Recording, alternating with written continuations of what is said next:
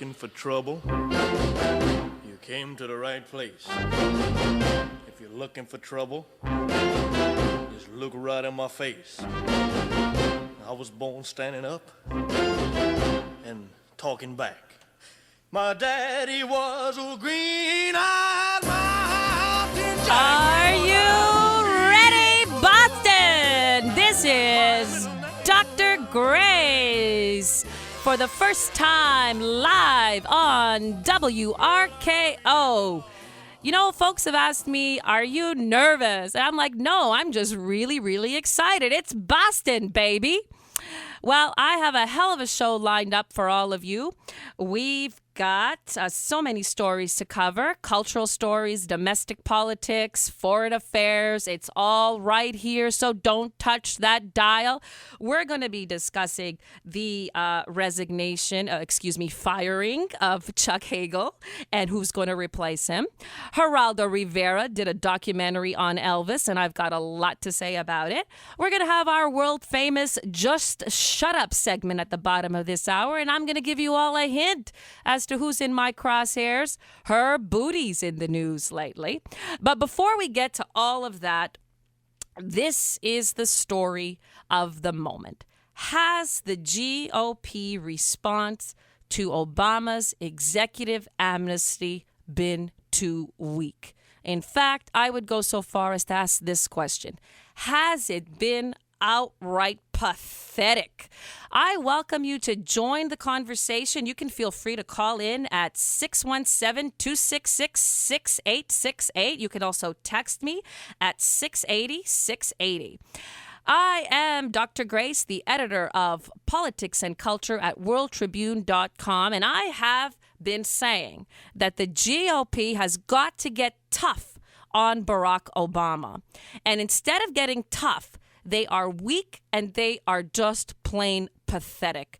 How have they responded to Obama's executive amnesty? The president has announced that by fiat, by diktat, like an emperor, like a monarch, he is simply going to end deportations and allow 4 to 5 million illegal aliens to remain here. Now, the GOP has known for months that this was coming, and they should have been ready with a response. And instead, what has the Speaker of the House said? He gave a press conference saying, well, all options are on the table. Options. The president acts like a monarch, and the Speaker of the House responds by saying, we're looking at options. Well, what are these options? He hasn't said. The only thing we know so far that the House is doing is they have filed a lawsuit. And this lawsuit so far appears to be a comedy of errors. The lawsuit was filed based on the president's overreach on Obamacare, especially how he unilaterally waived the employer mandate. So they announced this summer that they were going to launch this lawsuit. They were going to get tough on Obama. Big lawsuit coming, guys. Big lawsuit. And guess what happened? They looked around D.C.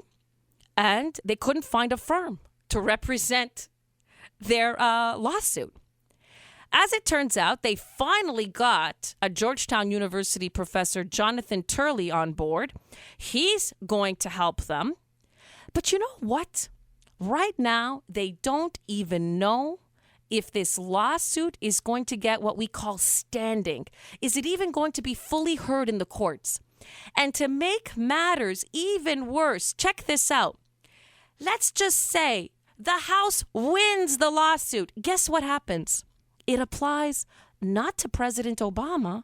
All it does is it curtails the power of the next president. Now, you got to think about how idiotic this is. This is like suing your neighbor because you're really upset at him.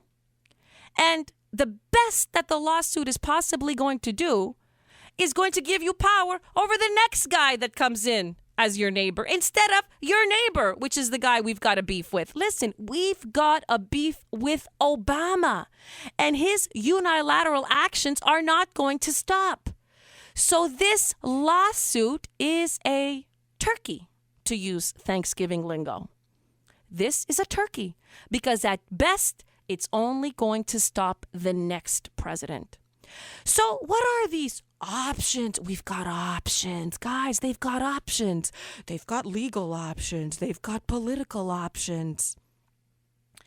And they're afraid to say what really needs to be said.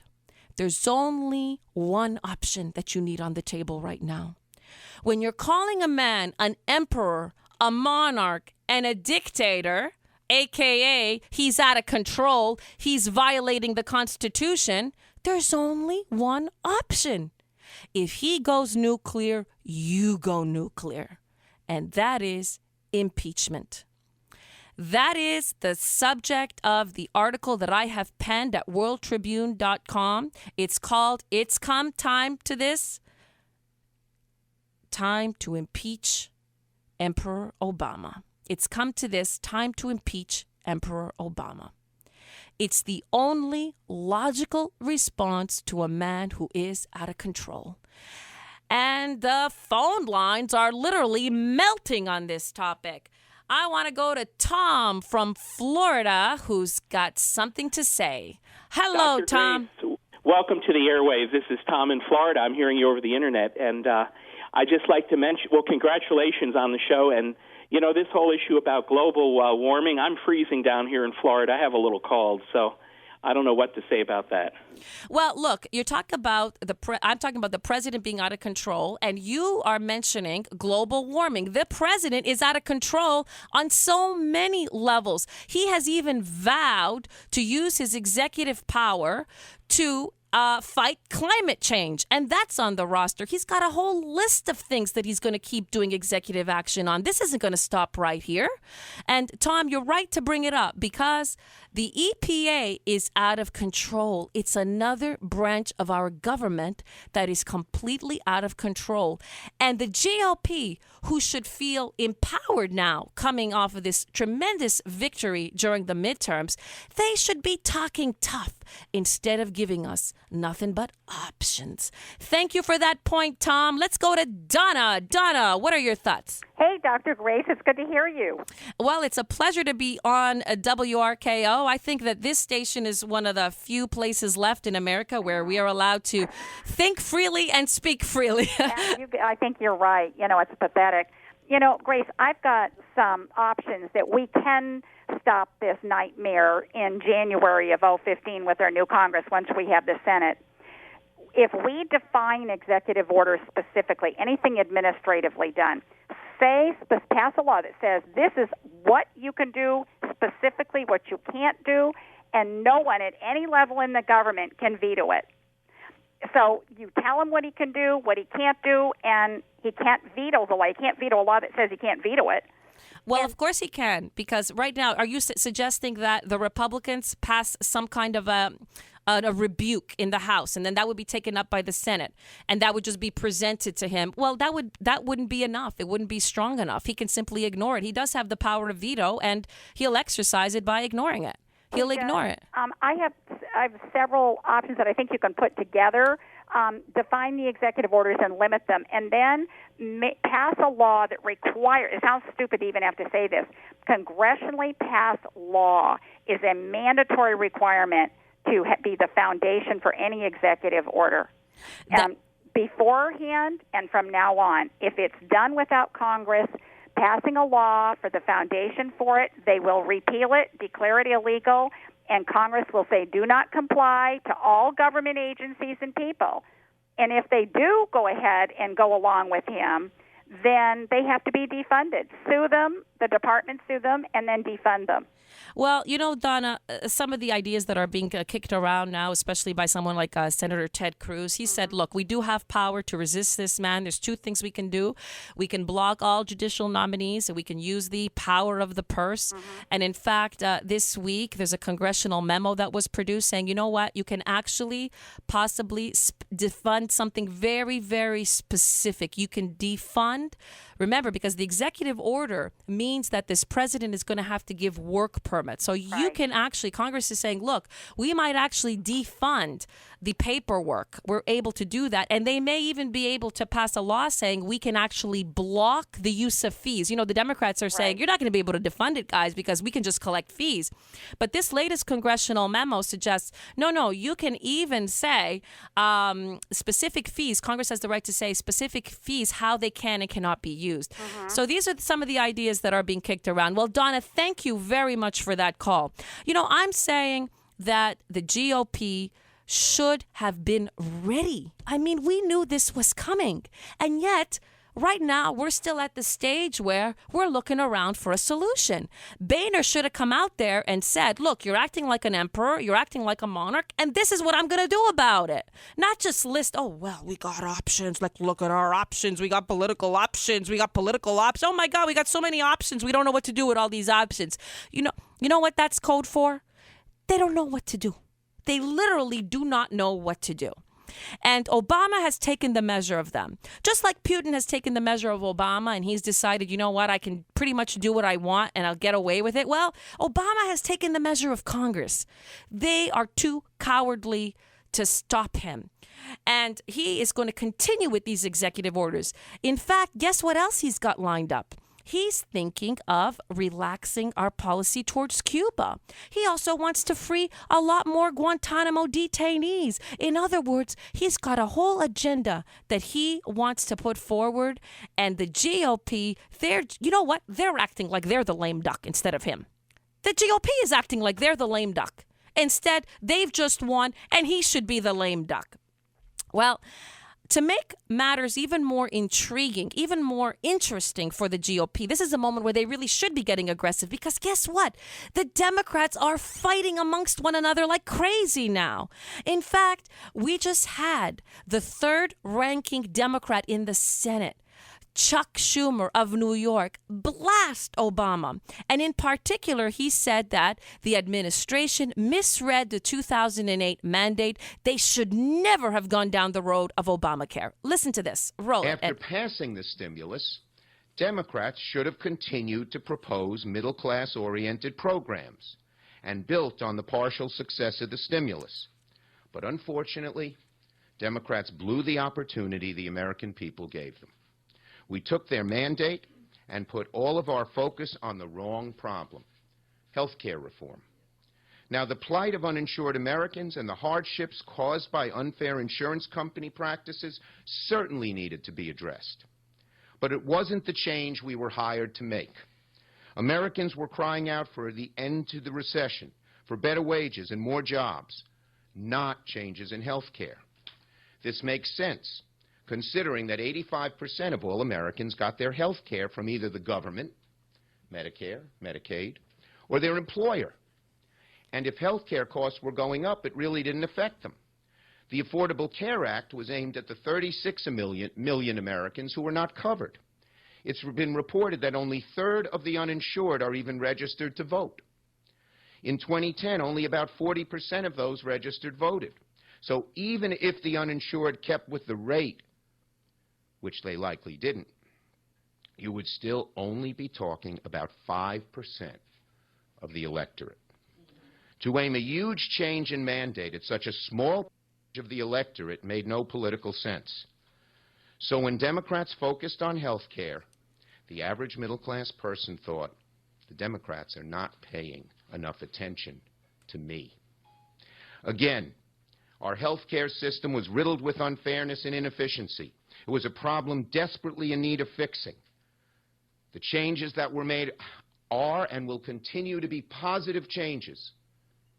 But we would have been better able to address it if Democrats had first proposed and passed bold programs aimed at a broader swath of the middle class.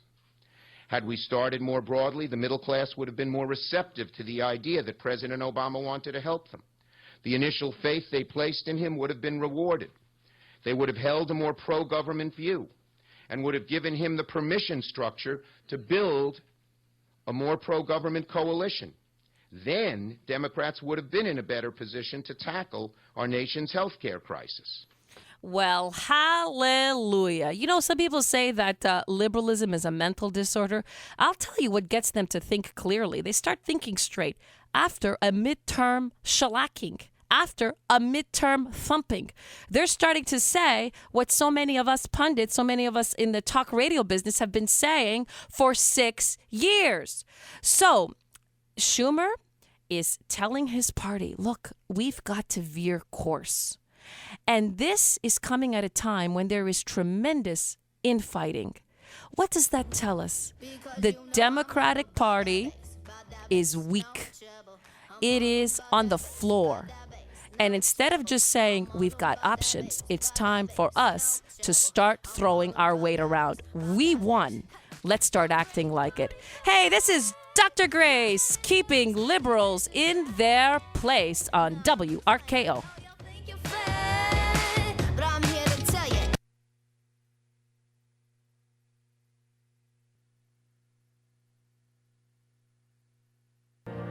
The story of my life, I'll take her home. I'll drive all night to keep her warm in time. It's frozen. Welcome back. This is Dr. Grace, keeping liberals in their place on WRKO. Keep it right here. We have so many interesting topics to cover. I'm going to do a rapid fire segment, which is just shooting from the hip on some of the things that got on my nerves this week. You know, Ferguson, everybody's talking about it. I am all Fergusoned out. I've had it. I don't want to hear another word. And you know who bores me the most? Listen to this. As I said last night, the frustrations that we've seen are not just about a particular incident. That's the bore me buzzer. You know, just be quiet. I don't want to hear another word. He was supposed to bridge the racial divides. And what do we see in America? Cities burning. That's what's going on.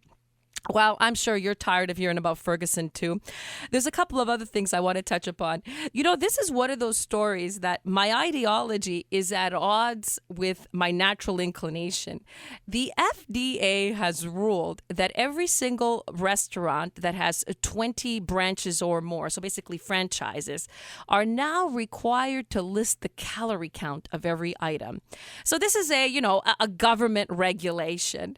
I have to confess, I know it's intrusive. I know the arguments against it, but me, myself, and I personally, the one who is trying to slim down, I love it.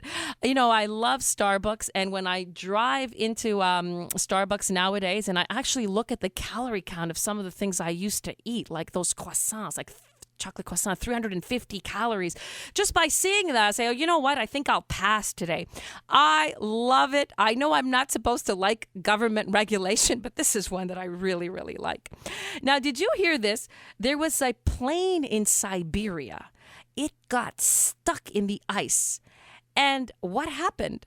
The passengers got out of the plane and they actually helped to free it. They were pushing it out of the ice. And the video of this is going viral. It's hilarious because they're in extremely cold weather and they are literally pushing a plane. And you finally see the plane start to move. Now, would you do that? If you were sitting in a plane and the pilot said, welcome to your flight, clear skies up ahead. Oh, sorry, folks, we're stuck in the ice. Can you help me push, please? I mean, would you actually get out of the plane and start pushing the wing? That's what these people were doing. I got to say, even if I decided, you know what, let me help this poor sucker out and get off and actually start pushing this wing, I wouldn't get back on that plane. You know, at that point, you've lost my confidence. Check out that video. It's really quite funny. I find what's most amusing is the expression on those people's faces. As though like this is normal in Siberia. This is what we do. We get out of planes and we just have to push them off the ice. Well, you know, there's another story. It's the Thanksgiving weekend, so there's all kinds of specials. And on Fox News, there was Elvis at 80 by Geraldo Rivera. And I gotta confess, I'm an Elvis fan. I love his music, and I think his music is still as relevant today as it was in the early 1950s when it came out. Well, what's Geraldo Rivera doing? Elvis at 80. You'd think we've got all this time that has elapsed since his death. We have a lot of perspective on his life, his music, his career. The documentary focuses on the cause of death. The pills, the pills, the pills. Did Elvis really have too many pills? Seems like it was an overdose. And he's showing footage, Geraldo Rivera is, of himself interviewing people in the 70s, talking about the Elvis cover-up, the cover-up of the cause of death. And I'm thinking, you got to be kidding me, Geraldo Rivera. I mean, everybody knows that Elvis was taking too many pills. I think you ask a grade schooler, why did Elvis die? He'll tell you the guy, was a little pop happy with those pills. He was popping too many pills. And Geraldo Rivera is acting as though like he's going like deep undercover in this Elvis documentary discussing the overdose of Elvis Presley. And when he talks about the rest of the career, you feel like he's injecting himself everywhere. This is almost like Geraldo Rivera photobombing his own documentary. He's like everywhere. He's everywhere in this thing. And then you realize that the reason he's injecting himself in Elvis Presley's life, at the very end, he says he's a big, big fan of Elvis Presley and always wanted to be him. Well, listen, Geraldo, that's your own personal opinion. We want you to give us an analysis of Elvis objectively. Get out of the way. You're listening to Dr. Grace putting liberals in their place on WRKO.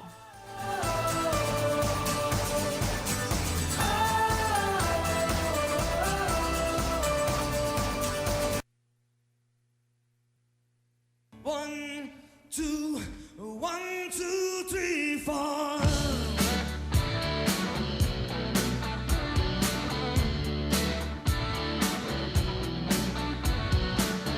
Some love is just a lie of the heart. The core remains of what began with a passionate start. Welcome back. This is Dr. Grace, the editor of Politics and Culture at WorldTribune.com on WRKO. Well, who wants the job?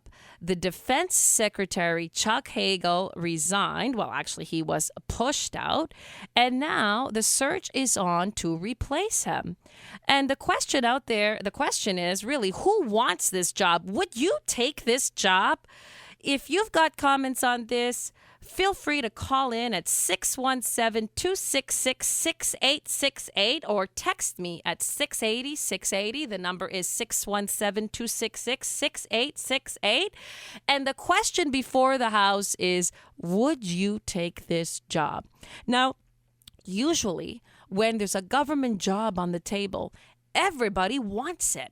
Especially when it's such a high-profile job as this one, the defense secretary position.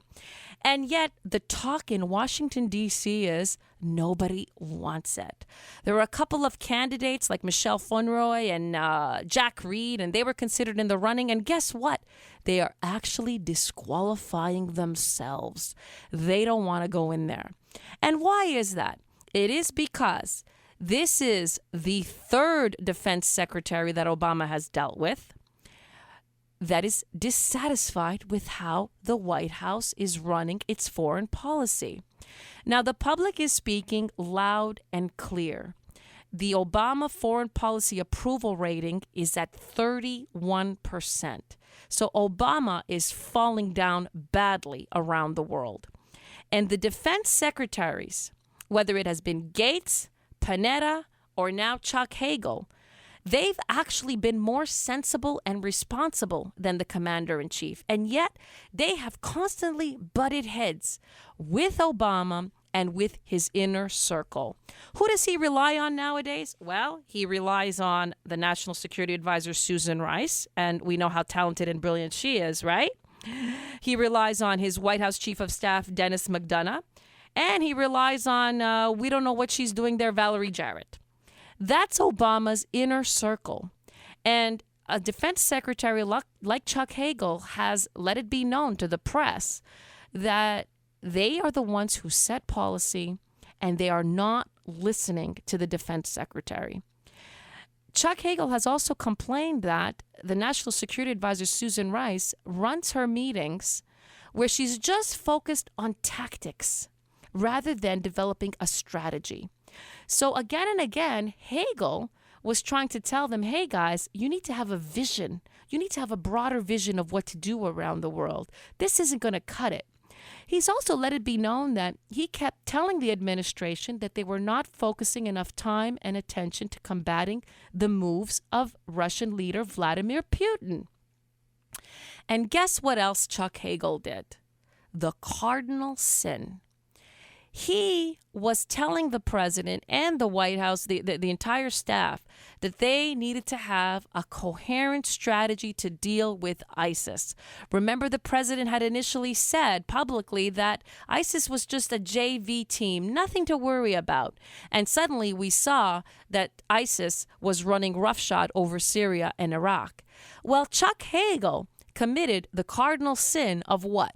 Of telling the American people the truth. Here is a sample of that in an interview on Charlie Rose. We've never seen an organization like ISIL that is so well organized, so well trained, so well funded, so strategic, so brutal, so completely ruthless. We've never seen anything quite like that in one institution. And then they blend an ideology, which will eventually lose. We get that. And social media. The sophistication of their social media program is something that we've never seen before. You blend all of that together. That is an incredibly powerful new threat. So we're adjusting to this.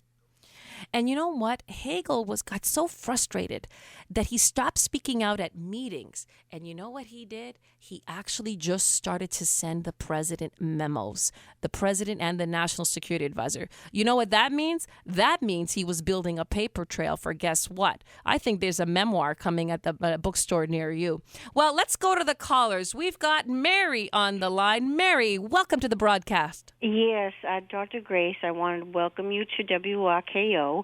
I've called Jeff many times, and I'm very impressed with you as well as Jeff. And I want to welcome you and say that I hope this becomes a regular segment for you, and how lucky we are, the listeners, that we are doubly informed with all the correct information to help us to see straight and hope our country gets back to the way it should be. Well, thank you very much, Mary, for that vote of confidence and for this call. She is referring to the fact that my husband is Jeff Cooner, the host of the Cooner Report in the morning, and he is known as Boston's bulldozer. And now I think Boston sees that there's another bulldozer who rides shotgun with him every day. Thank you so much, Mary, for that call. Listen, the pleasure has been all mine. I have so enjoyed going to events around Boston. I especially loved partying with all my Republican peeps out there at the Hard Rock Cafe when we were celebrating the midterm victories. This is a great city, and I think that this city is especially receptive to people who speak out right from the heart, who have opinions that come right from their gut, who are authentic. This is a colorful city, a very opinionated crowd, and I'm just thrilled to be on the airwaves talking with all of you. Don't be afraid to call in. I don't bite. Well, at least not most of the time. The number is 617-266-6868, 617-266-6868, or you can text us at 680-680. Chuck Hagel being pushed out, and the question before the House is, would you take this job? Well, it appears that nobody wants to go anywhere near this job because the only thing that the president wants is a defense secretary that just rubber stamps his policies. And you know what else he wants? He wants to free more of those Guantanamo prisoners. He had made a pledge that he was going to shut down Gitmo, but Congress wouldn't let him. So, bit by bit, he keeps releasing them.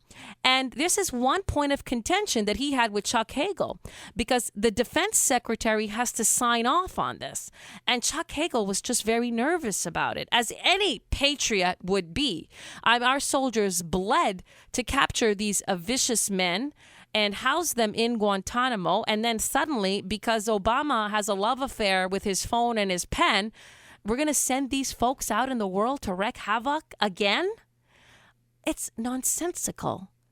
So the president wants to do more of this, and Chuck Hagel stood in his way.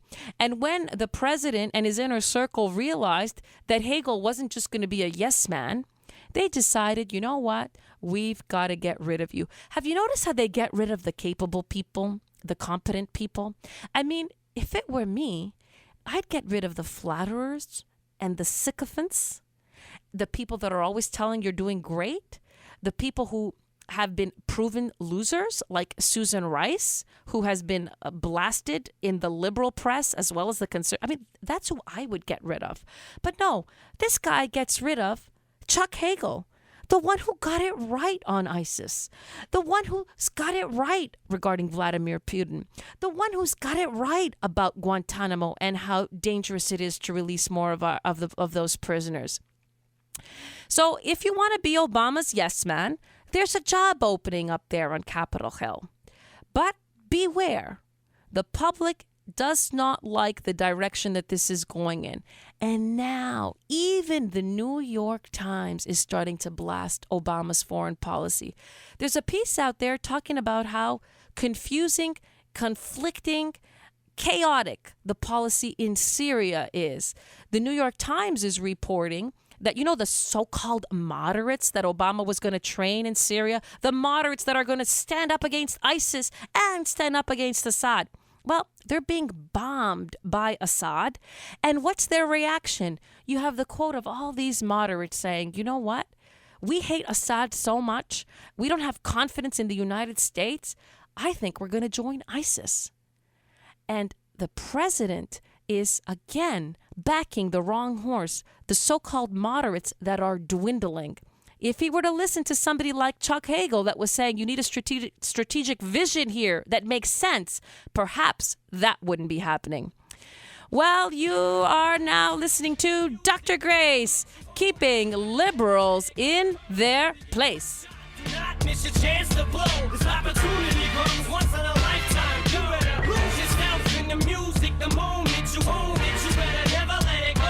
You only get one shot. Do not miss your chance to blow. This opportunity comes once in a lifetime. You better. The soul's escaping through this hole that is gaping. This world.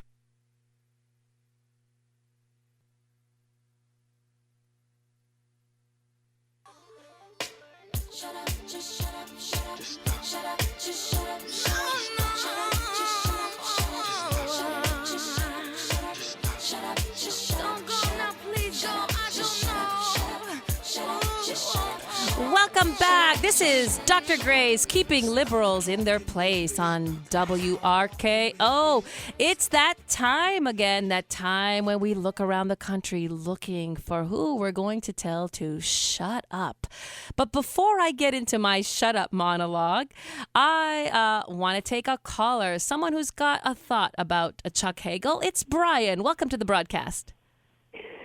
Pleasure to talk to you, Dr. Grace. Pleasure to have you on. Hello? Yes, go ahead.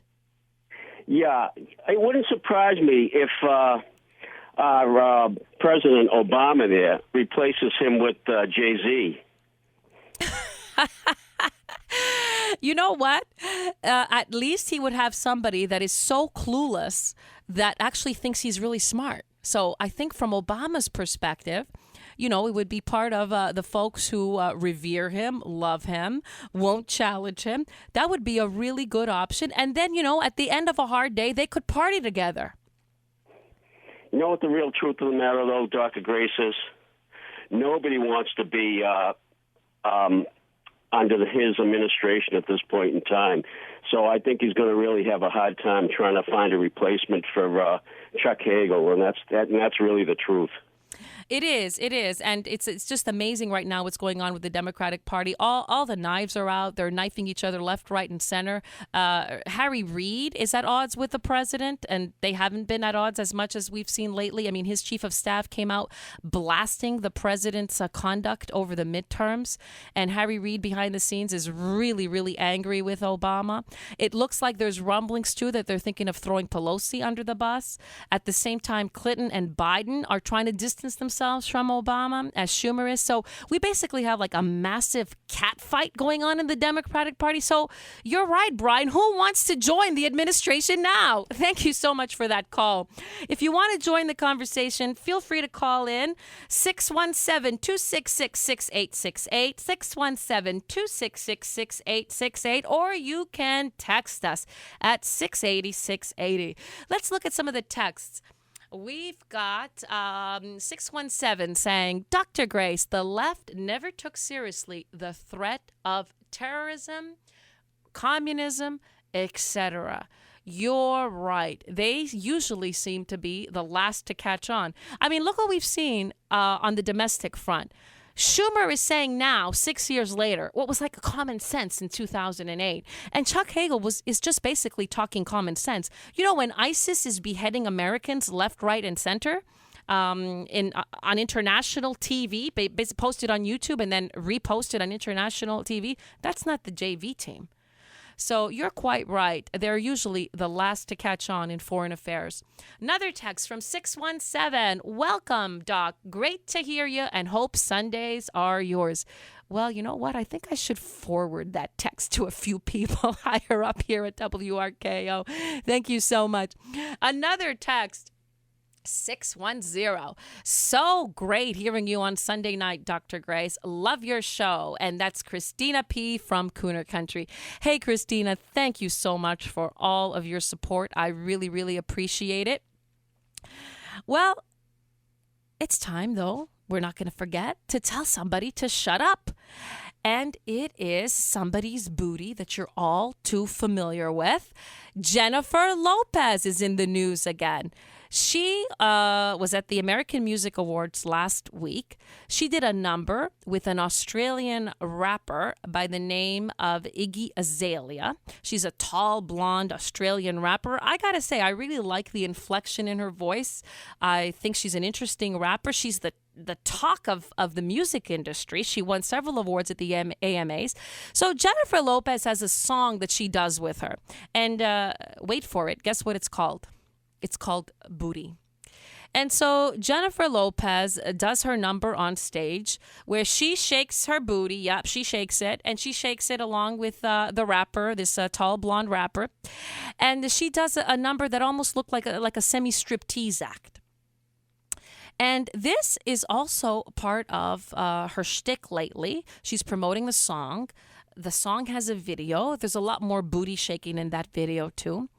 And I'm thinking as I'm watching this, Jennifer, I don't know how to tell you this, but your booty is now, it's past its shift. You know, it's expired. It's got an expiration date on it. All booties do. And yours has expired. It's time to retire that booty. You should, if you're so enamored by it, you should just, put it on a shelf, kiss it in the morning and kiss it at night. But it's got to go. It's got to collect Social Security, Jennifer Lopez. The booty has got to go. She looks desperate, if you ask me. She's shaking it all over the place. The song sucks. It's horrible. And I have liked some of her previous music. I'm actually a fan of some of her songs. I'm a fan of some of her songs in her heyday in the 90s. So the song is horrible. The dance number is just dreadful. It's very difficult to watch. I'm almost embarrassed for her. And she's shaking it and shaking it and shaking it. She's a mom of two. And you know what? If you're going to be a stripper, okay, be a stripper. But then don't go around in the same breath promoting a book which is called True Love. She's got a book out. It's called True Love, and she presents herself as a philosopher of sorts. She has a message. She has things on her mind that she wants to share with the public. The theme of True Love is that you really have to love yourself. That for years she struggled with low self-esteem, and she's discovered that in order to combat this low self-esteem, she needs more self-love. Listen to her explain this fascinating philosophy, which, as you can tell, requires a very, very, very high IQ. This is Jennifer Lopez on the Vera Meredith show. The Meredith Meredith show. Oh, it's so crazy. Yeah. Your book is so revealing, Jen, about, I don't think people will realize that here you are, she's major star, such a talent, and suffered from self-esteem issues. Oh, sure. Your whole life, and didn't even recognize it as that. Didn't even know. What was going on? I don't know. You just don't realize certain things, that you don't have a certain type. I never really understood what loving yourself was. You know what I mean? When people are like, you gotta love yourself, and you're like, I think I do. I do. I do. But that's one of the things I learned through having gotten divorced and having kind of hit that rock bottom and having to take a good look at myself. It's like, what are you doing wrong? This is not just about other people. This is about you. And you have to take responsibility for your life. So you were saying you were looking for acceptance from the outside all the time, from the time you were little, instead of finding it from within. Yeah, I was little and I would run track and it was like, oh, I'd get a medal and then everybody be like, oh, Jen's great. You know what I mean? And it was like, you're looking for that all the time instead of just knowing, like, I am great. I am great. I'm a great person. I'm a good person. I try to do the right things. I try to, and I never gave myself that credit. I never gave myself credit for being good at anything, I realized. Like, I always believed that you're always more apt to believe the negative things that people say about you than the positive things, because you're not telling yourself the positive things enough. We're always telling ourselves the negative things. And I feel like that's something that I've needed to learn how to do. So when I say things like that, I love myself or I love this, it's not a thing that comes from being arrogant or conceited. It comes from having to build yourself up from within, because those voices that we hear are always the ones that are more negative. And that's destructive, I think, and it makes us make bad choices in life. Are those voices getting weaker? I battle those voices all the time, and I always, again, it's always about kind of reminding myself, like, you're worthy to have a good life and to have a good relationship and to have, be successful. You deserve all those things. Everybody does. I would have asked, okay, Jennifer, you've discovered self-love, so how are you expressing that by presenting yourself half naked for the whole world to see? And Jennifer, let me ask you another question. Did it ever occur to you that that voice that is telling you that you're not a good person might be the voice of your conscience? Did that ever occur to you? Did it ever occur to you that if you lead a life where you are having an affair on your husband, for example, where you are marrying the wrong guy, that like Mark Anthony, who had previously had affairs, and then you're subjecting your kids to that kind of a man, did it ever occur to you that your actions are wrong and that your conscience is trying to tell you something? Self-esteem is not going to be raised just by you telling yourself, I'm a good person, and let me shake it on stage any way I want. Your self-esteem will be raised when your actions are good. So until then, Jennifer Lopez, just shut up. You're listening to Dr. Grace, the editor of Politics and Culture at WorldTribune.com, and on RKO, keeping liberals in their place. Living my life in the fast lane. I won't change by the glamorous rules. They tried to make me go to rehab. I said no, no, no. Yes, I've been black, but when I come back, no, no, no. I ain't got the time, and if my daddy thinks I'm fine, they try to make me go to rehab. I won't go, go, go. Welcome. This is Dr. Grace, the editor of Politics and Culture at WorldTribune.com on WRKO. I'm here tonight to try to send liberals to rehab. It's very hard because their brain is marinated in an ideology that simply does not work. Listen, if you want to join the conversation, do not hesitate to call in. The number is 617-266-6868. 617-266-6868. Or you can send me a text at 680-680. 680-680 is the text. Well, this hour we have lots of stories lined up.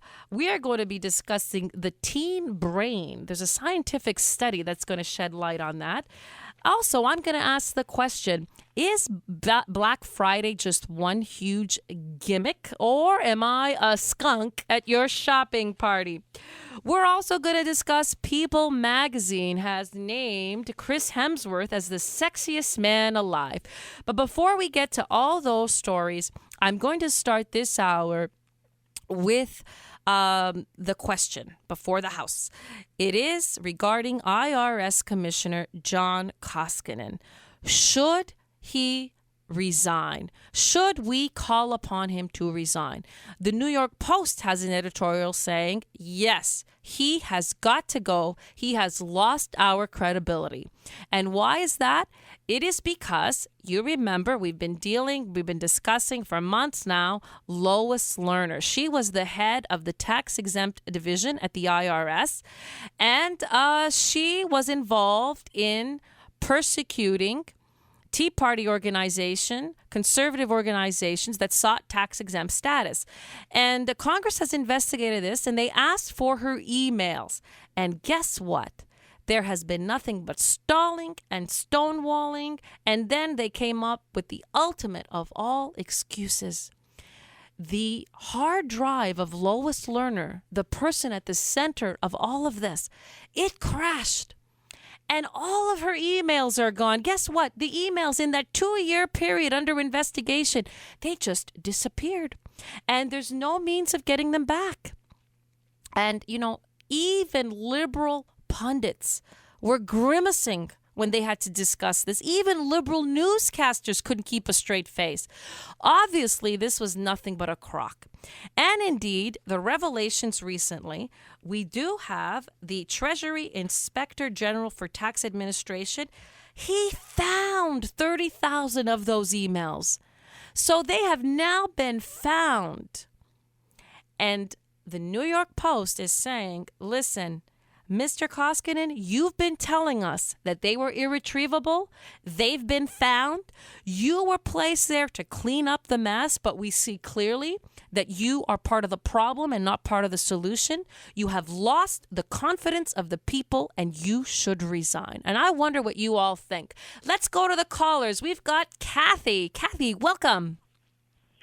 Hi, Dr. Grace. I'm just so happy that you're on. You have a show. I listen to Jeff all the time, but I truly believe behind every man is a great woman, and you're the great woman. And I hope that you're on. I hope you get your own show. Well, thank you so much, Kathy. What do you think? Should we call for the resignation of the IRS commissioner? Oh, definitely, 100%. Yes, but I'm so happy you're on. It's a thrill to hear you tonight, and congratulations. And I hope you're a regular, and all the topics you've gone over. Of course, I'm behind you 100%. Oh, thank you so much, Kathy. Well, as far as I know, tonight is just a one-time thing on WRKO. I do have my own show, which is called American Heartland with Dr. Grace. It's on WTSBradio.com, and that's heard every Saturday from 3 to 4, and we also put it on YouTube. So that is my regular radio show. It's broadcast in North Carolina and heard on the internet as well. So feel free to listen in to my show. Tonight, I'm honored to be here on the airwaves of WRKO in Boston, my first time live here on RKO, and I'm enjoying every minute of it. You ever, like you're eating an ice cream and you just don't want the ice cream to end? Well, my husband often teases me that when I like something, I kind of just hang on to it, don't want the moment to end. Well, that's what tonight feels like. You kind of just don't want it to end. Look at the texts coming in. We've got one from 804. Grace, love your show. You've covered more topics in 1 hour than most hosts cover in 3. Excluding the Boston Bulldozer, of course. Hope this becomes a regular part of WRKO programming. And that's coming to us all the way from Richmond, Virginia. Thank you so much for that text. Well, you know why I cover a great deal of topics? Because I actually bore easily. I personally bore easily. I used to be a professor for several years, and one of the reasons I didn't end up liking the job is because I found after a couple of years when I had lectured over the same material a few times, it bored me. So if I kind of run through topics quickly, because I'm bored. That's why. All right, Mike on the IRS. We've got a caller. Mike, you're on the air. Grace, how are you? I'm fine. Congratulations. Thank you.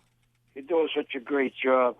Oh, so it's that Mike, the regular caller on the Cooner Report. Yeah. Mike, it's such a pleasure to talk to you. What's on your mind tonight?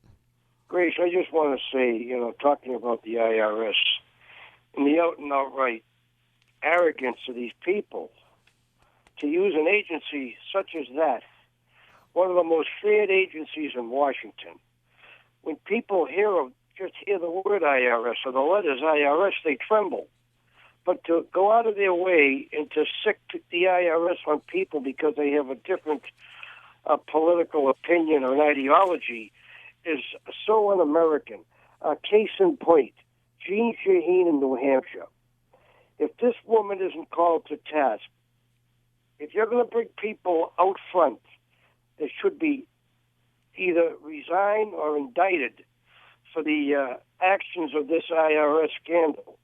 She's one of them, as far as I'm concerned, Grace.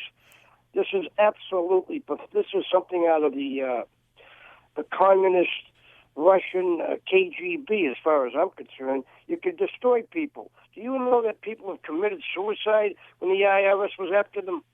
Well, Mike, I mean, that's absolutely right. When I receive a letter from the IRS, before I open it, my stomach is just in knots. Like, what's this? How much paperwork are they going to ask me to produce? Will I be able to produce it? How much will I have to pay? Will I be able to afford it? They have so much power over us. So, of course, they're threatening. And then when we hear that this office is being abused, we all feel endangered. Really, Grace, it's unbelievable. Thank God for you and your husband to come up here in Boston and keep us, keeping that beehive alive, because if there's no voices out there, it's going to happen and continue, and we're not going to have any justice for us. Well, thank you. You're right, Mike. Thank you. And thank you so much for that call. The IRS is an organ of government that is extremely precise. And that's why it was all the more galling when they were lying to our face, telling us that these emails couldn't be retrieved. We knew that it was not true. Let me give you, this is an honest-to-God true story. So because my husband and I moved from Maryland, we rented out our previous residence. And as a result, even though we filed our income tax returns in the state of Massachusetts for last year, we also had to file in the state of Maryland. So last week, I go to my mailbox and I see that there's something from Maryland. And I'm really excited. Now, the only time all of us are excited to get something from the IRS is when we're expecting a tax refund, right? So I'm expecting a refund here from Maryland. I know one's coming from Massachusetts. So this is the only time I'm actually looking forward to opening the mail from the IRS. And in fact, I have my kids in the back seat, and I'm waiting for a big refund from Massachusetts, by the way. And every time I'm hoping that the day is coming soon. It'll help me with my Christmas shopping. So I go to the mailbox and I'm saying to my kids in the back, oh, maybe today's the day we get lucky. And my little boy saying, are we lucky today, Mommy? Well, I got something from Maryland, the state of Maryland. And I knew it was a refund. I opened the envelope with such enthusiasm and eagerness. It is a refund, and the amount is $1.36. Now, my face fell, obviously, and I'm thinking, you know what? The gas that I'm going to have to waste to put this in the bank isn't worth $1.36 that you're sending me. But at the same time, I actually should take a picture of it, and tweet it to all of you guys. I kid you not, $1.36. What I was thinking is, look at how precise their records are. They took what my accountant gave them versus whatever they were concocting, whatever formulas they have in their own computer system, and they determined that this resident in Massachusetts is owed $1.36, and they actually got the whole thing processed so I can get that. That is how precise. And then 30,000 worth of lowest learner emails. Shazam! We can't find them. The hard drive crashed. Everything has collapsed. And Obama said, oh, we're going to get to the bottom of this. We're going to get to the bottom of this. Oh, this is so outrageous. And you know what? I'm going to appoint somebody fair, somebody scrupulous, somebody we can all trust, somebody. And they get this guy, John Koskinen, in there who's supposed to be cleaning up the mess. And Congress, in interviewing him, can clearly see that he's lying. Roll the clip, Ed. Or did you cause someone to find out at the White House, at Treasury, or your IG? I did not. If you have any evidence of that, I'd be happy to see it. I asked a question. And I answered it. You did not cause anyone to find out. I absolutely did not. So you told us that all emails would be provided. When you discovered that all emails would not be provided, you did not come back and inform us. Is that correct? All the emails we have will be provided. I did not say I would provide you emails that disappeared. If you have a magical way for me to do that, I'd be happy to know about it. I said I would provide all the emails. We are providing all the emails. The fact that 3 years ago, some of them, not all of them, but some of them were not available, I never said I would provide you emails we didn't have. And in fact, we are going to provide you 24,000 emails from the time. My time has expired, and I've lost my patience with you. Yeah, I love that tone that Darrell Isis uses. You know, you're giving us the runaround, and we can clearly see that you're lying, and you're not there to clean anything up. You're just there to cover things up. And it really is time for you to just resign. You know, from all the reports coming out, there's another piece of really important information. It appears that out of all those emails, we want to see how many of them actually leaked confidential taxpayer data to the White House, which is a crime. It looks like 2,500 emails, according to Forbes magazine, in the so-called lost trove of IRS emails. It looks like 2,500 of those may be linked to the White House, which means that our confidential information was possibly given to the White House. The more this story unfolds, the more it stinks to high heaven. And I think the question we have to ask is, if we press for Koskinen to go, this guy was the one that was supposed to clean up the mess. That's going to be another job that nobody wants. You know why nobody wants it? Nobody of integrity wants it. Because it's very clear that the commander-in-chief, the boss, doesn't want anybody at the IRS to get to the bottom of the mess and clean it up. If he had wanted that, we would have had all the information that Congress has been demanding. So I think that the New York Post is dead right. Koskinen has lost our confidence. This should be another job posting that should go up soon. He should be forced out, and we should get somebody there that we can all trust so that the confidence of the IRS can be restored. The people need to believe that this organization that has such power over our lives is run by people who are not going to abuse it and trample on our rights and freedoms. If you want to join the conversation, feel free to call in 617-266-6868, or you can text us at 680-680. Let's go to the text machine. We've got one from 978. Great job, Grace. Great to have you to listen to. Thank you very much, 978. It's great to have feedback from all of you. You can listen to my radio show every week, American Heartline with Dr. Grace, on WTSBradio.com. And as for tonight, should the IRS commissioner be forced out in light of the fact that 30,000 emails have indeed been recovered? He has been caught in an outright lie. He has been caught in deceiving the American people, deceiving Congress. He certainly has lost my confidence. I say, get out now. We don't want liars like you having access to such confidential information as our tax returns, and we don't want charlatans like you running the IRS. This is Dr. Grace, keeping liberals in their place on WRKO.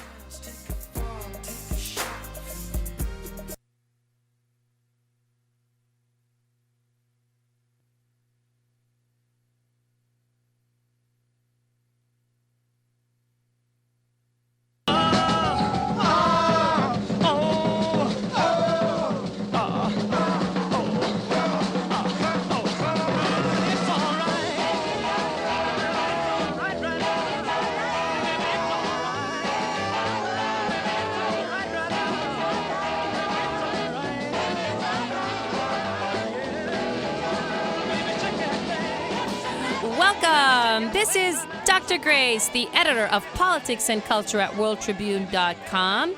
And tonight, I'm your host on WRKO. That's right. Well, if you want to join the conversation, do not hesitate to call in 617-266-6868 or text me at 680-680.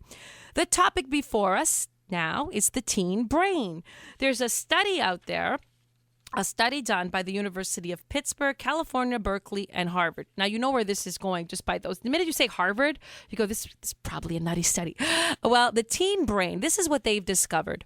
They analyzed the brain of 22 teenagers, and they did brain imaging. They put their brains in a lab, an imaging lab, and they wanted to see what happens when each of these brains hears criticism from their mom's own voice. So here's their mom telling them something. What happens? And they discovered that literally the teen brain shuts down. It stops processing the information. And also that the teen brain, the part of it that is supposed to exercise empathy, show empathy towards other people's points of view, that shuts down too. So, in a nutshell, this study has shown neuroscientifically that when parents nag their teens, the brain actually doesn't process the information. And this is the conclusion. And they think that maybe this study is going to help parents parent better. This is how the study concludes. Parents may benefit from understanding that when they criticize their adolescents may experience strong negative emotional reaction, may have difficulty cognitively controlling this emotion, and may also find it challenging to understand the parent's perspective or mental state. Duh. If you've dealt with a teen, you know that their brain, we all kind of look to one another and go, I don't think that person's brain is working right. We all know that teenagers are experiencing a growth spurt, just like toddlers, right? You say something to a toddler, you know the toddler isn't processing the information, in part because the brain isn't functioning as it normally should. And that's why it's kind of common sense. The hard years of parenting tend to be the toddler years and then the teenage years. I was asking myself this question. What is the object of this study? Does it really help us understand teenagers any better? Or is this just another one of those studies that allows us to excuse or present a justification for bad teen behavior? What do you think? I want to hear from you. Is this study at all helpful to you? In my own life, I am dealing with a teenager. She's my niece. She's 15. Her name is Maria. She lives in Canada. And I used to have an extremely close relationship with her. Now she's going through the teen years. So this is what my conversation with her sounds like nowadays. Hello? Maria, is that you? And she'll say, hello? I say, what are you doing? Nothing. How's everything going at school? Good. How are you? Good. What's your mom doing? Shower. What are you doing tonight? Restaurant. So I've decided to call her the one-word wonder. She's only using one word. Talking to her is extremely difficult. And I gotta say, my niece is brilliant. She's bright. She's a great student. And she's a great kid. But I know right now, I just shrug my shoulders and go, I don't know. She's the one-word wonder. We're laughing about it. Everything you ask her, it's a response in one word. Obviously, her brain is in a growth spurt. Now, whatever behavior that she's experiencing, I don't suddenly say, well, you know what? The teen brain isn't working right, so I'm not going to address it. I do tell her, hey, Maria, I'm trying to have a conversation with you. Can you speak in full sentences? Can you converse with me? In other words, I'm trying to correct that behavior. So what good is this study? It doesn't matter why teenagers are responding the way they do. It doesn't matter how many years it takes you to try to guide them into better behavior. You still have to do that hard work of correcting their behavior. If you ask me, this is another useless study. It sheds no light, and it's all part of that junk, lack of responsibility, liberal culture that we keep breeding. This is Dr. Grace, upholding values that never die and keeping liberals in their place on WRKO.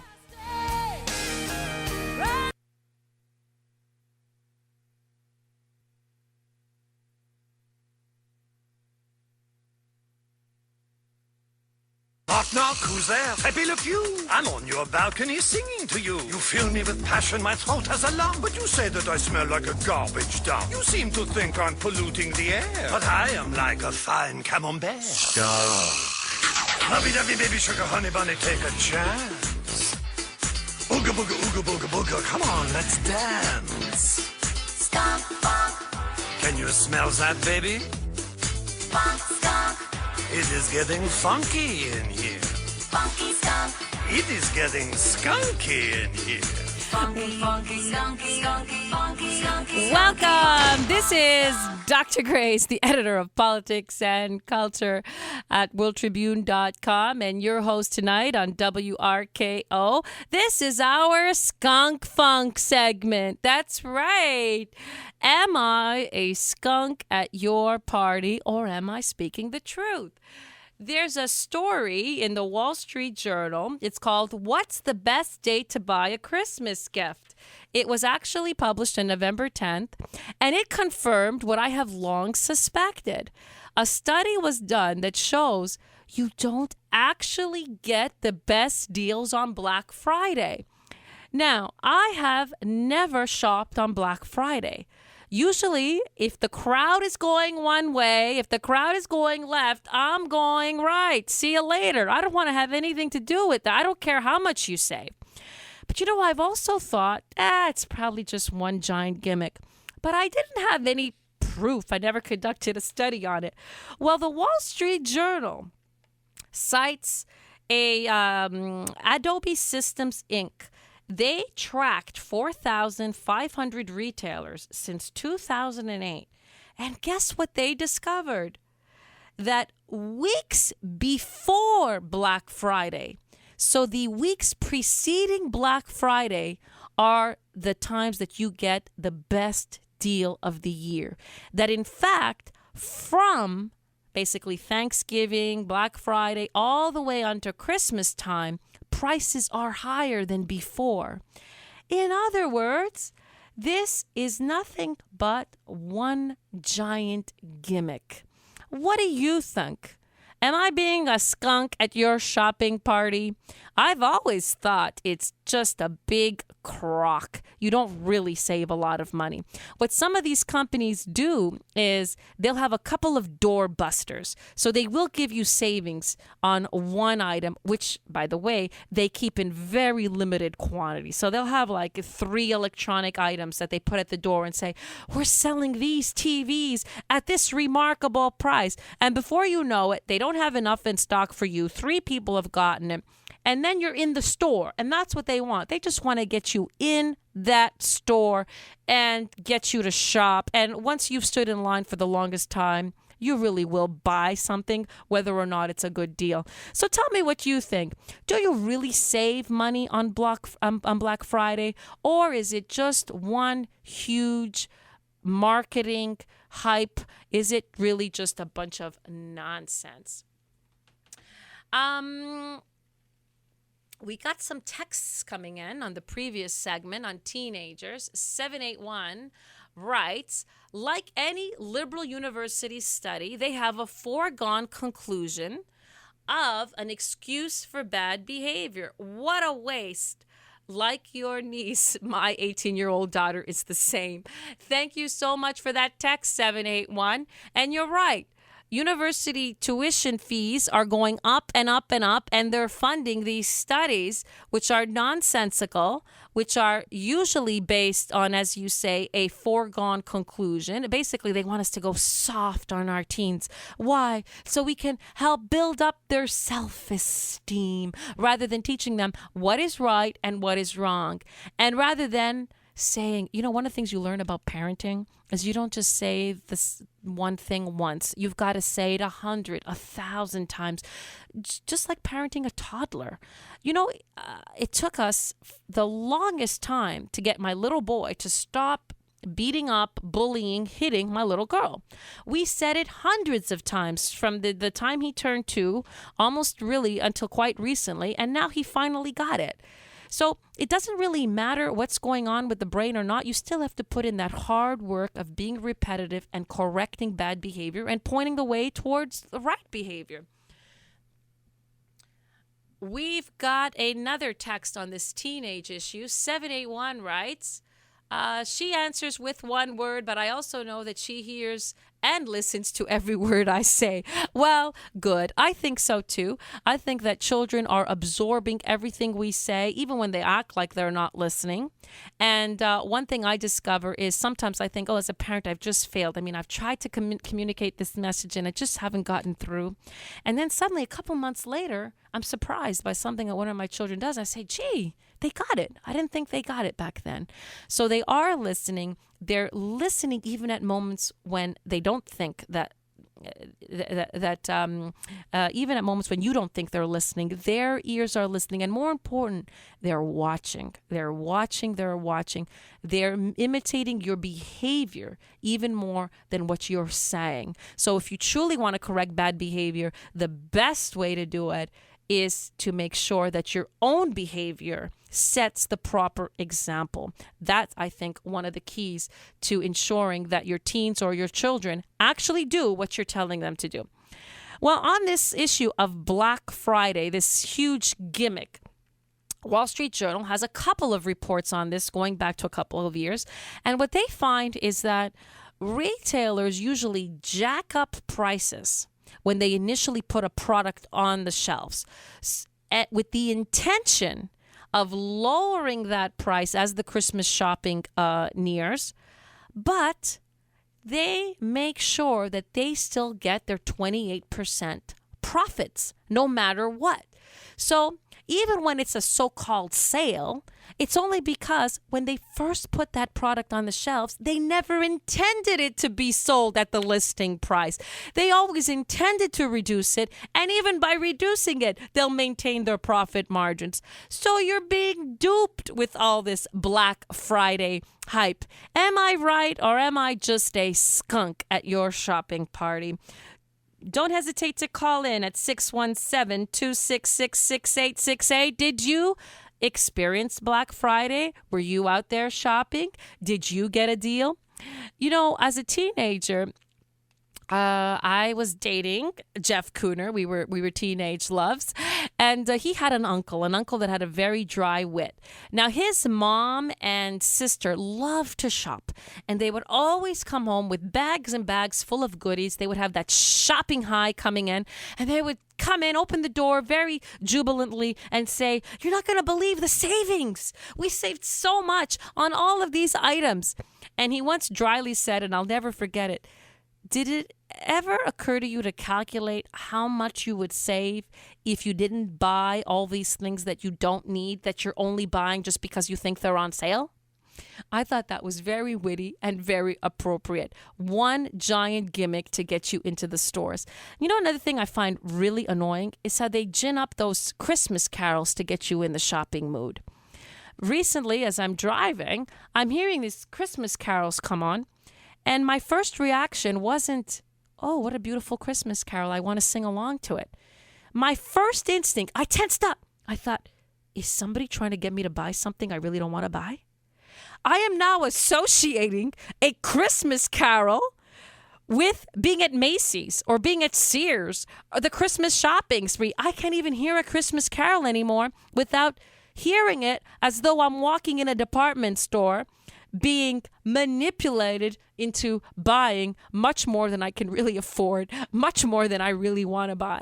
So all of this commercialization of Christmas, it's tampering with my ability to even enjoy a Christmas carol. I don't know about you. Is Black Friday one big gimmick? Do you get lots of savings when you are out there shopping? And one thing I find extremely appalling and disturbing is how Black Friday is slowly overshadowing even Thanksgiving. It's spilling into the Thanksgiving holiday. This is a moment where we should be shutting the world out. We can just focus on family, just focus on the important things. And instead, the commercialization of our society is penetrating even our sacred holidays.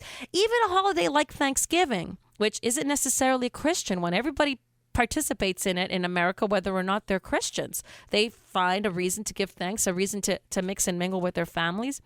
And yet, recently I extended my good wishes to Thanksgiving to one of my dear friends, and I said, well, I wasn't going to see her until after Thanksgiving. I wish you and your family happy Thanksgiving. And she said, well, you know what I'm really excited about? And I waited for a moment thinking she'd talk about some family member, and she grinned and said, Black Friday. And my heart just sank. No, they're going to ruin Thanksgiving too. This is Dr. Grace. I'm a skunk at your shopping party. Am I right, or am I skunk funk all over your shopping spree? On WRKO, Boston's talk station.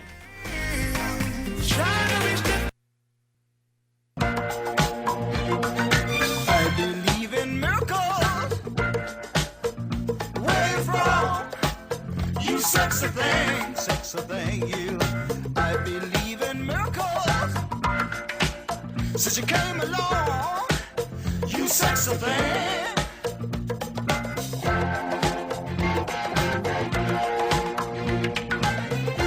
Welcome. This is Dr. Grace, the editor of Politics and Culture at WorldTribune.com, and also your host tonight on WRKO.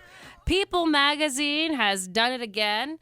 They have their sexiest man alive. He's on the cover, and it is Chris Hemsworth. If you don't know who he is, he's an Australian actor. He's been Thor, and he's also been in the Avengers movie. He is also, I think his best role was in the movie called Rush, which was about race car drivers James Hunt and Niki Lauda. He is married. He's a dad. He has 3 children. But People magazine just wants you to know one thing about him, that he's oh so sexy. I find this really appalling. Naming somebody the sexiest man alive revolts me. And I'll tell you why. Do you think that People magazine would ever put on the cover greatest love stories alive, or bravest person alive, most intelligent person alive, most virtuous person alive? No, they would never do any of that. Why? Because they would say, who are you to say? Who are you to judge who's smarter? Who are you to judge who's more virtuous? They would say, no, you can't have one standard of virtue. You can't have one standard of love. So when it comes to all of the moral qualities, they can't judge. They can't judge. Their brain just goes blank. They have no ability to judge. But when it comes to aesthetics, like who's good looking and who's not, suddenly they're authorities. Not only are they authorities, but they pronounce it so definitively, so, catch this word, in an absolutist manner. The sexiest man alive. Oh, there's no doubt there. So dogmatically. I call that aesthetic conformity. This is a culture where aesthetically they don't mind holding up a standard.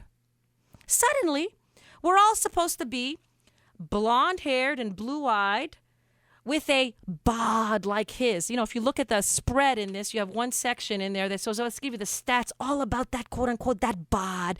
He's 6'3.5". He's 195 pounds. His body fat percentage is 8. Oh, my God. Oh, my God, Chris Hemsworth. You're so sexy, Chris Hemsworth. Suddenly they have a standard. Suddenly they can pronounce with absolute certainty who's good looking, who's not good looking. You know what occurred to me? This culture that we have, it's the absolute reversal of Western civilization. We used to say we have absolute moral standards. They come to us from the Bible. So we have one standard of what is true, of what is good. And there's many different ways of expressing that, but we have an absolute standard, and we can say and we can judge. But when it comes to aesthetics, let everybody decide for themselves. So when it comes to something aesthetic, it's just a matter of taste. What food you like, what color you like, who you find attractive and who you don't find attractive. How can we pronounce? That's a matter of taste. Everybody's taste is different. But in our culture, we reverse what we've been doing throughout Western civilization until really the end of the 19th century. And I say this definitively because I'm a historian. So we're completely reversing that. We don't mind holding up aesthetic conformity. Look at the havoc that it wreaks on girls. Because you're supposed to be thin. You're supposed to be fit. And if you're not, you just don't cut it. And we can judge you for it. And then girls judge themselves to the point that they're making them sick over it. And what are we doing now? We're taking this sick culture, not just applying it to girls, we're now applying it to men. And what you've seen over the course of the last 2 decades is that men are becoming sex objects. Now, who would you think is the first group that should object to that? I ask you, who is the first? When I say the word sex object, isn't the first thing you think? Women have been complaining about being objectified. Literally, since the sexual revolution took off in the 60s, I think one thing that has gone side by side with that is feminists saying, don't objectify the female body. To the point that it's almost reduced into like a small joke. You know, women will say, look this way, look at me, look at my eyes, don't look at my body. So women have been saying, we here, the feminists, we want you to look at our talents, we want you to look at our brains, we have a soul, we're people. And the minute that they get freedom, what do these very same women do? They objectify men. So I did a little research on this. I was wondering, who's peddling this nonsense? Who is peddling the rendering men as sexual objects? You're seeing it more and more and more. They want men to have flat abs and big muscles and be thin, et cetera, et cetera, et cetera. Trying to get men not to define themselves by what they do in the world, their public accomplishments, or who they are as fathers, as brothers, as friends. No.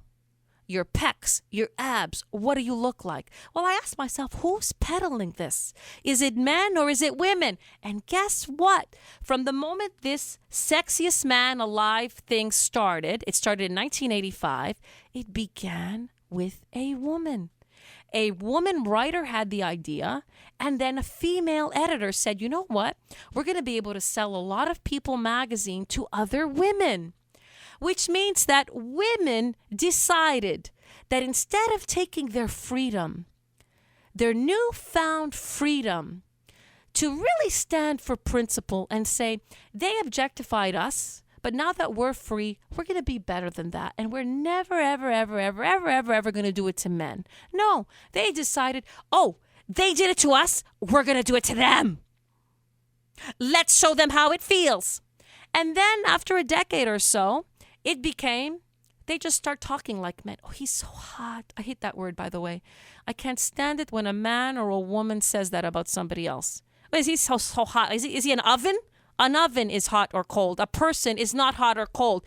Nor should a person, just by who they are, trigger some kind of a chemical reaction in you. If so, you are what we call an animal. I despise the whole thing. I despise that whole element of our culture. And I have to say this. The feminists have a double standard. Out of one side of their mouth, they're prepared to say, don't objectify us. And at the very other side, they have no problem with objectifying men. And who is it that buys this? This is catered to women. So I'm laughing now because I just got an X-rated text here. 957. That's a little bit X-rated. Okay, let me reread that. It's not X-rated. It almost looked X-rated. All right. I am getting a lot of reaction on this, but the point is, listen, guys and girls. If we really want to have standards as a society, as a culture, why don't we make a collective pact? Why don't we do it? It's just commonsensical. When it comes to matters of taste, let 1,000 flowers bloom. You know, we used to say all the time, beauty is something that is on the inside, and that percolates to the outside. And in fact, that is actual reality, because if you look around and see people that are married to one another. Fat people are married with thin people are married with the fat people, short people are married with tall people. There's so much diversity in who we choose to marry. There isn't conformity based on looks. That's because we're making our determinations based on the deeper stuff. And we used to say that all the time. Beauty, there were so many adages that would reinforce that. Beauty isn't skin deep and all that kind of stuff. Now, what do? We have aesthetic conformity. We're all supposed to look the same. We're all supposed to be the same height. We're all supposed to be the same size. We're all supposed to be super fit. And the same goes for men. So what is this really going to do? First of all, it's a culture of complete idiots, because we can't agree on anything except waist size. I want to take a strong stand against this. I reject this people's sexiest man alive. I say don't objectify me, and folks, guys, men, I want to see your character. I don't care what the hell you look like. This is Dr. Grace, and I'm telling liberals, you can kiss it, you know what, on WRKO.